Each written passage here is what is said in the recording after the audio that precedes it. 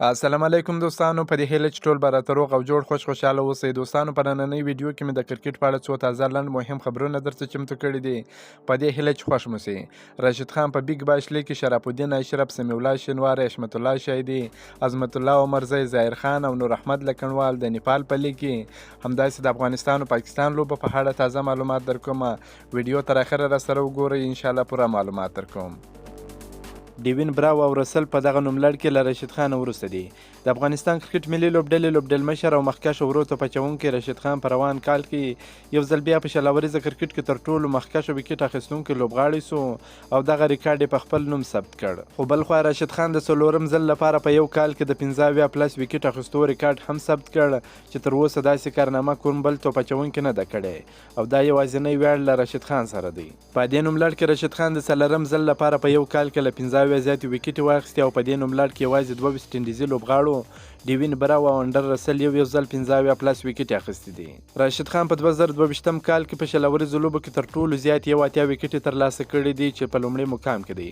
په راشد خان پسې دویم مقام له وینندو هزارنګا سره دی چې 3 وکټې ترلاسه کړي دي. همدغه راز دریم مقام بیا د شاداب خان سره دی چې 1 وکټې ترلاسه کړي دي. څلورم مقام کې بیا ډیوین براو دی چې د هم 1 وکټې ترلاسه کړي دي. په پنځم مقام کې بیا حارث رؤوف دی چې د 1 وکټې ترلاسه کړي دي. د نیپال په یورسټ لیګ کې نن یو ځل بیا څلور افغان لوبغاړي په یوه لوبه کې ولوبېدل چې د یوې لوبډلې سره شرف الدین اشرف او سمیع الله شینواری ولوبېدل. د بلې لوبډلې سره حشمت الله شایدي او نور احمد لکنوال ولوبېدل چې ټولو ښه لوبې ترسره کړلې. سمیع الله شینواری د خپلې لوبډلې په ګټه ډېر زبردسته په زړه پورې بالنګ ترسره کړی دی. نن یو ځل بیا د خپلې لوبډلې په ګټه 3 مهمې وکټې ترلاسه کړي دي چې په دې وکټو کې د حشمت الله شایدي وکټې هم سمیع الله شینواری اخیستې ده. د سمیع الله شینواری او شرف الدین اشرف لوبډلې جنګپور رایلز لومړی بیټینګ ترسره کړ. په ټاکل شوو 10 اورونو کې د 7 لوبغاړو په سوځېدو سره 111 منډې جوړې کړې. د دوی لپاره سندیپ جورا تر ټولو ډېرې 55 منډې جوړې کړې. شرف الدین اشرف په 10 بالونو باندې 10 منډې جوړې کړې. سمیع الله شینواری په 0 باندې آوټ سو. د پرویس یونایټډ لپاره بیا پریکش جیشید تر ټولو زبردسته په زړه پورې بالنګ ترسره کړ. په 4 اورونو کې 25 منډې ورکړې، 3 مهمې وکټې ترلاسه کړې او نور احمد لکنوال بیا په 4 اورونو کې 24 منډې ورکړې، 1 وکټ یې واخیسته. د پرویس یونایټډ لوبډلې د 122 منډو هدف په تعقیب کې توپخانه پیل کړه چې د 9 منډو په جوړولو سره په 15.1 اورونو کې خپل ټول لوبغاړي د لاسه ورکړل. دغه لوبه یې وبایلل. د دوی لپاره حشمت الله شایدي تر ټولو ډېرې په 32 بالونو باندې 32 منډې وکړې چې د سمیع الله شینواری لخوا آوټ سو. یوه شپږیزه 2 څلوریزې یې وهلې. نور احمد لکنوال بیا 1 منډه جوړه کړه. د جنګپور رایلز لپاره بیا سمیع الله شینواری تر ټولو زبردسته په زړه پورې بالنګ ترسره کړ. په 3 اورونو کې 14 منډې ورکړې، 3 وکټې یې ترلاسه کړې. په اوان سره په 4 اورونو کې 15 منډې ورکړې، 2 وکټې یې واخیسته. سمپل کامي په 3 اورونو کې 18 منډې ورکړې، 2 وکټې یې ترلاسه کړه او شرف الدین اشرف په 2 اورونو کې 10 منډې ورکړې، 1 وکټ یې ترلاسه کړه.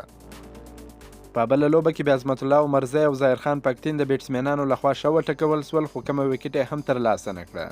ظاهر خان پکتین په 4 اورونو کې 50 منډې ورکړې چې بیخي ډېرې منډې دي، کومه وکټ یې نه واخیستل. عظمت الله عمرزی هم په 4 اورونو کې 50 منډې ورکړې چې ده هم ډېرې منډې ورکړې، ده هم کومه وکټ وانه اخیستل. پاکستان کرکټ بورډ د 2023 کال د خپلو لوبو مهالویش اعلان کړ چې د افغانستان سره هم لوبې سته. پاکستان کرکټ بورډ 13 ورځ د خپلو لوبو مهالویش اعلان کړ چې د افغانستان سره هم 3 ورځنۍ لوبې په مهالویش کې سته. دغه لوبې به د روان کال په اګست میاشت کې ترسره کیږي. د یادونې وړ ده چې په دغه میاشت کې اسیا جام هم ترسره کیږي. راشد خان په بیګ باش لیګ کې په 4 اورونو کې 43 منډې ورکړې، 1 وکټ یې ترلاسه کړه. راشد خان چې 100 وکټو ته نږدې سوی دی، اوس خلک ځان ترې ګوري چې وکټ ورنه کړي.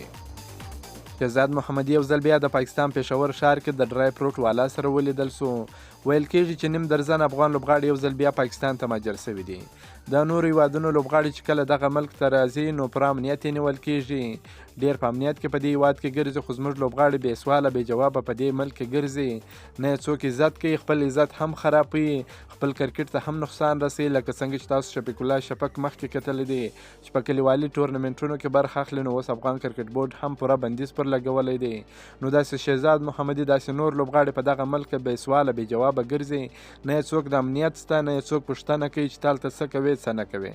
نو باید دوی خپل عزت په خپله خراب نه کړي، په دغه ملک په عزت سره وګرځېږي، د افغان کرکټ بورډ سره په اړیکه کې واوسي. داسې ګرځېدل په کار نه دي د دوی دپاره.